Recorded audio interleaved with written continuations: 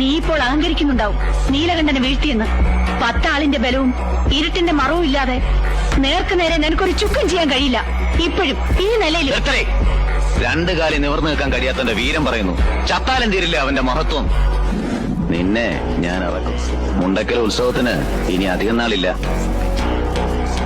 നിനക്കതിന് കഴിയില്ല. തീർക്കാൻ കണക്കുകൾ ബാക്കി വെക്കുന്ന സ്വഭാവം എനിക്കില്ല. അങ്ങനെ ആയിരുന്നുവെങ്കില് തളർന്നുപോയി കയ്യിൽ ഒരു കത്തി കെട്ടി വെച്ച് ഞാൻ വന്നനെ മുണ്ടക്കിടെ വാതിലും ചവിട്ടി തുറന്ന് പഴയ നീലകണ്ഠനെ മറക്കാൻ ഞാൻ തന്നെ ശ്രമിക്കുക. ഓർമ്മിപ്പിക്കാൻ നീ വെറുതെ ശ്രമം നടത്തണ്ട.